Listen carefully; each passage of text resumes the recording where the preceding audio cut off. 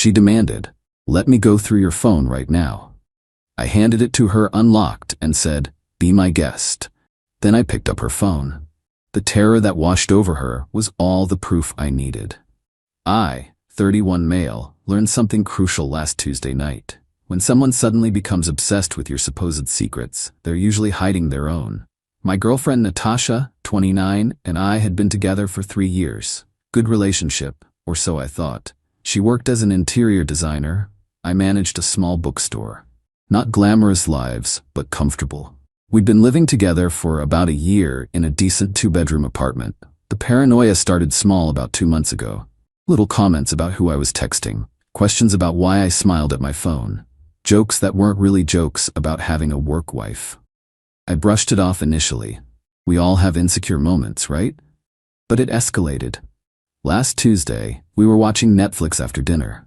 My phone buzzed. Text from my assistant manager about switching shifts. I responded quickly and put the phone down. "Who was that?" Natasha asked. "Jasper. Scheduling stuff. At 9 p.m., he works closing tonight. Just asking about tomorrow." She stared at me for a long moment, then suddenly stood up. "Give me your phone." "What? Let me go through your phone. Right now." I looked at her, genuinely confused. "Why?" "If you have nothing to hide, it shouldn't be a problem." The thing is, I really didn't have anything to hide. My texts were boring work stuff, memes from my brother, and a group chat about fantasy football. My photos were mostly of books, our cat, and failed attempts at latte art. "Nat, where is this coming from? You're being defensive. That's suspicious." "I'm not being defensive. I'm confused." "Just give me your phone," I could have argued, could have talked about trust and privacy. But something in her desperation made me curious. This wasn't normal Natasha behavior. I unlocked my phone and handed it over. "Be my guest." She grabbed it eagerly, already swiping through apps. Then I reached for her phone on the coffee table. The change was instant. Her face went from triumphant to terrified in about 0.3 seconds. "What are you doing?" she squeaked. "Same thing you're doing." That's different." "How?" You can't just." "If you have nothing to hide, it shouldn't be a problem." I echoed her words back calmly. She clutched my phone tighter. "This isn't about me." "Apparently it is. Marcus, don't," but I'd already picked up her phone. It was locked, obviously. "Password?" I forgot it." "You forgot your own phone password?" It's new. I changed it recently." "Why?" "Security." I looked at her, really looked at her. She was sweating, actually sweating, over me, potentially looking at her phone while she freely scrolled through mine. "Natasha, what's on your phone?" "Nothing." "God, why are you making this about me?" "You literally demanded to search my phone." I agreed. "Why can't I do the same?" Because you're the one acting suspicious." "How am I acting suspicious?" "You're always on your phone." "I run a business, you know this." "Late night texts from employees, which you're currently reading." She was still scrolling frantically through my phone, but I could see her hands shaking. She wasn't even reading anymore, just swiping to look busy. "Unlock your phone, Nat." "No." "Why?" "I don't have to explain myself to you." The projection was so obvious it was almost painful. Here she was, desperate to find evidence of cheating on my phone, while guard-dogging her own like it contained nuclear codes. I set her phone down. "Okay." She looked up, surprised. "Okay? Yeah, you don't have to show me." Relief flooded her face. "Good, because this is ridiculous but I know everything I need to know now." The relief vanished. "What does that mean?" "It means you're looking for evidence of something you're guilty of." Classic projection. "I'm not projecting anything." "Then why are you terrified of me seeing your phone?" "I'm not terrified, I just value my privacy." While violating mine, she threw my phone at me, literally threw it. Lucky I caught it. "You're being manipulative," she screamed. "I'm being logical." "Same thing, you always do this, turn everything around on me." "When have I ever asked to see your phone before today?" She couldn't answer that. Because I hadn't. Not once in 3 years.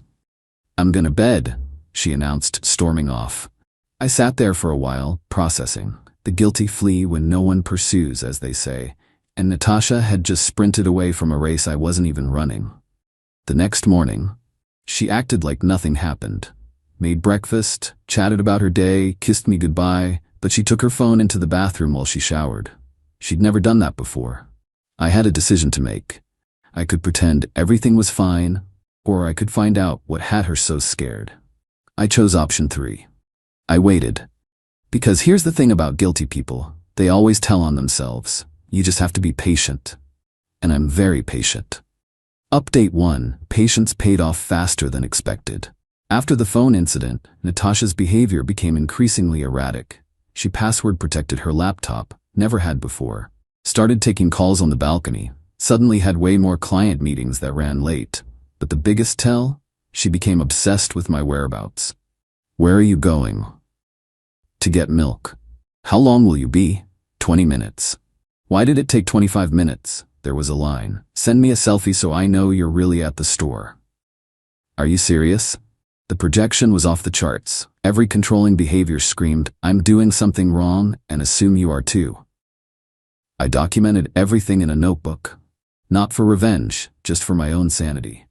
When someone tries to gaslight you, written records help you trust your own perception. Thursday night was when things cracked open. Natasha was at a client dinner. She'd been very specific about it being at Romano's, even mentioned she might be late because the client was chatty. Cool. Except my buddy Trevor texted me a photo from Romano's that same night. He was there for his anniversary. No Natasha in sight. I didn't confront her, just filed it away. She came home around 11 p.m., slightly disheveled, smelling like cologne that wasn't mine. How was dinner? I asked casually. Oh, exhausting. The client wouldn't stop talking about their beach house renovation. I must have heard about their marble countertops 15 times. Sounds rough. Romano's still doing that great tiramisu? What? Oh, yeah, it was good. She'd never been good at lying. Her tells were obvious. Touching her ear, looking up and to the left, over-explaining details nobody asked for. I'm gonna shower, she announced, clutching her purse like it contained gold bars. While she showered, her phone, left on the dresser in her rush, lit up with a text. I didn't touch it, didn't need to. The preview showed everything. Last night was amazing. Can't wait to see you again. A. Not even creative enough to use a fake name. I took a photo of the notification with my phone. Evidence. When she came out, I was reading in bed like nothing happened. Tired? I asked. Exhausted. That client really wore me out. I'll bet they did. Friday, I did something petty but satisfying. I called Romano's. Hi, I think my girlfriend might have left her scarf there last night. We were there around 7:30, reservation under Natasha Williams. Let me check, sir. No, I don't show any reservation under that name for last night. Oh, maybe under her company? Design Space Inc.? No, sir, nothing under that either. Huh. Must have been confused about the restaurant, thanks anyway. So now I had confirmation. She lied about where she was, who she was with, and what she was doing. The A text made it pretty clear what was actually happening. Saturday morning she woke up and immediately grabbed her phone. Checked it with her body angled away from me. Classic cheater behavior. Hey, I said, stretching. Wanna get breakfast at that place you love? Can't. Meeting a client. On Saturday? They work during the week. Weekends are the only time they can meet. Which client? Why does it matter? Defensive immediately. Just curious, you've been having a lot of weekend meetings lately. Are you tracking my meetings now? Should I be? She huffed and started getting dressed. I don't have time for your paranoia. My paranoia. That was rich. After she left, I did something I'm not proud of but felt necessary. I looked at our shared tablet's browser history. She'd forgotten she was logged into her email on it. I didn't read her emails. That felt too invasive. But I did notice she'd been getting a lot of messages from someone named Alex Morrison. Subject lines like last night, can't stop thinking about you, and when can I see you again? Alex. A. How original. I also noticed she'd been browsing apartment listings. 1-bedrooms in trendy neighborhoods way above her budget. Unless, of course, someone else was planning to help pay. That evening, she came home glowing, humming to herself, practically floating. Good meeting? I asked. Great meeting, really productive. What did you work on? Oh, you know, color schemes, fabric samples, boring stuff. Where did you meet? Their place. Where's that? Why are you interrogating me? I'm not, just showing interest in your day. She narrowed her eyes. Well, don't, it's weird. That night, while she slept, her phone buzzed constantly. I counted 17 texts between midnight and 2 a.m. Who has that much to say at that hour? Sunday was when I decided to test something. Hey, I was thinking we should do something spontaneous today. Drive somewhere, explore. What do you think? Her face fell. Today? I can't. I have another client meeting? A friend thing. Brunch with the girls. Which girls? Does it matter? It might. I ran into Stephanie yesterday. She mentioned you haven't responded to brunch invites in months. Caught. Her mouth opened and closed like a fish. Different girls. Work friends. From Design Space? Yes. Weird. Because I called your office yesterday to surprise you with lunch and they said you hadn't been in all week. This was a lie. I hadn't called anyone. But she didn't know that. The color drained from her face. You're checking up on me? No. I was trying to do something nice. But apparently you weren't where you said you'd be. Again. I was at client sites. Not everyone works from an office, Marcus. Right, all those clients who can only meet on evenings and weekends. Yes, exactly. God, you're so suspicious lately. Am I? Or am I just noticing patterns? She grabbed her purse. I'm not doing this. I have brunch. With Alex? I shouldn't have said it, but I was tired of the games. She froze in the doorway, didn't turn around. What? Alex Morrison, the person texting you at 2 a.m., the person you were with instead of Romano's, the person whose apartment listings you're browsing. That Alex? The silence stretched for maybe 30 seconds. Then she left, slamming the door. I sat there, oddly calm.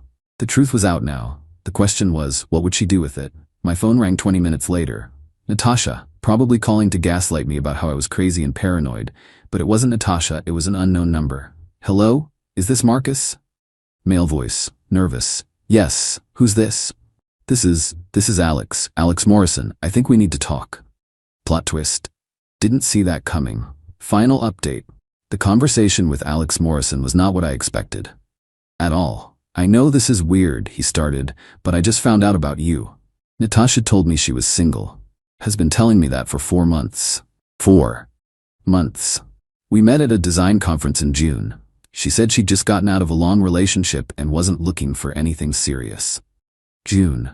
When she'd gone to that boring work thing, I'd offered to attend with her. She'd insisted I'd hate it. She never mentioned you, not once. I only found out because my sister saw us at lunch yesterday and said, "Isn't that Natasha? I thought she lived with someone." I confronted her, and she admitted everything. I was oddly calm. And you're calling me why? Because I'm pissed. And I thought you should know the truth. She played us both. What did she tell you about me? Nothing. That's the thing. You didn't exist in her version of reality. She complained about her ex sometimes, said he was controlling and paranoid. Made her check in constantly, went through her phone. I actually laughed. That's literally what she's been doing to me. Yeah, I'm starting to see a pattern. Look, I'm sorry. If I'd known. Not your fault. You didn't know. We talked for a few more minutes. Alex was a marketing director, recently divorced, thought he'd found something real with Natasha. He was hurting too. After we hung up, I texted Natasha. Alex called, we need to talk. She was home within an hour. Flew through the door like a hurricane. What did he tell you? He's lying. He's obsessed with me. I rejected him and now he's trying to ruin my life. Natasha, stop. You don't understand. He's been stalking me. That's why I've been so paranoid about phones. I was trying to protect you. The lies were desperate now. Throwing everything at the wall. He knew details, Nat. Dates, times, places. The conference in June, the apartment hunting, that was for a client. The weekend meetings. You're really going to believe some stranger over me? He's not the one who's been lying for 4 months. She shifted tactics. Tears now. Okay, I met him. We had coffee a few times. Maybe I didn't mention it because I knew you'd overreact. Coffee doesn't text at 2 a.m. We're friends. Friends don't browse apartments together. You went through my phone? No. You left the tablet logged in. More tears. Bigger tears. I was confused. You've been so distant lately. I've been distant? You literally accused me of cheating while you were having an affair. It wasn't an affair, we just connected. You don't understand me anymore. Classic cheater's script. I was almost impressed by how textbook it was. Natasha, I need you to leave. The tears stopped instantly. What? Pack what you need for a few days. Go to your sister's or wherever. We'll figure out the rest later. You can't kick me out. I live here. You're right. I can't force you, but I'm asking you to give me space to process this. Process? There's nothing to process. We can work through this. You've been cheating for 4 months while accusing me of cheating, while demanding to see my phone, while lying about literally everything. It's not that simple. It really is. She tried anger. Fine, you want to throw away 3 years over a misunderstanding? You threw it away, I'm just acknowledging it. She tried bargaining. We can do counseling. I'll cut off Alex, I'll give you all my passwords. You mean the passwords you wouldn't give me when you were going through my phone? She tried manipulation. I guess I'll just be homeless then, since you clearly don't care what happens to me. Your sister lives 20 minutes away, you're not going to be homeless. Finally, she tried threats. I'll tell everyone what kind of person you really are. How controlling you've been. Go ahead. Tell them how I checks notes, let you go through my phone while refusing to show me yours. That'll sound super convincing. She packed a bag while alternating between sobbing and screaming, called me every name in the book, said I'd regret this, said I'd never find anyone who loved me like she did. God, I hoped that was true. After she left, I changed the locks. Yes, same day. Yes, I know that's fast, but I'd actually scheduled it the day before, after Alex called. I had a feeling she'd react badly. That night, the text started. I'm at Monica's. Happy? Can't believe you're doing this. We need to talk like adults. You're overreacting. Alex meant nothing. I love you. Please answer me. This is ridiculous. I'm coming home tomorrow. You can't change the locks. That's illegal. I have rights. Actually, she didn't. Lease was in my name only. She'd insisted on that when we moved in because her credit was shot from overspending. Ironic how that worked out. The next day I boxed up her things, neatly, carefully, took photos of everything for documentation, arranged for her sister to pick them up. Her sister Monica was surprisingly understanding. I'm sorry, she said when she arrived. I had a feeling something was going on. She's been weird lately. Weird how? Secretive, defensive, spending money she doesn't have, new clothes, new jewelry. I asked where it was coming from. Let me guess, work bonuses? Yep. We loaded the boxes in silence. As she was leaving, Monica turned back. For what it's worth, I think she knows she screwed up. She was up all night crying. Crying because she got caught, not because she did it. Yeah, probably. That was a week ago. The texts have stopped, the calls have stopped, Natasha has gone silent. But Alex reached out again. Apparently, she tried to convince him I was abusive and he should save her. When he refused to play along and told her he was done, she accused him of taking Marcus's side and blocked him. My favorite part? She's now posting inspirational quotes on Instagram about toxic relationships and knowing your worth. The comments are all supportive friends who don't know the real story. I don't care enough to correct them. I kept one screenshot though. From her stories. A quote that says, "The guilty are always the most suspicious." Paulo Coelho. The irony is so thick you could cut it with a knife. Am I sad? Sure. 3 years is a long time, but I'm more relieved than sad. Living with someone who projects their guilt onto you is exhausting. Being accused of things you're not doing while they're actively doing those things, that's crazy making. The apartment is quiet now. Peaceful. I can leave my phone anywhere without worry. No more interrogations about my whereabouts. No more defending innocent interactions. Last night, I re-downloaded dating apps. Not because I'm ready to date, but because I can. Without someone demanding to know who I'm talking to while hiding their own conversations. Freedom is weird after living under suspicion. But I'll take weird over whatever that was. Oh, and the final ironic twist? Jasper, my assistant manager, whose text started this whole thing? He asked yesterday if everything was okay at home. Said Natasha had come by the store a few times asking weird questions about my schedule and who I worked with. She'd been checking up on me for months while cheating, while accusing me of being suspicious. The projection was so complete it was almost artistic. Anyway, that's my story. Girl demands to see my phone. I hand it over and ask for hers. She panics because she's been cheating for months while accusing me of the same thing. Sometimes the simplest test reveals the biggest truths. And sometimes, when someone accuses you of something repeatedly, they're just telling you their own confession.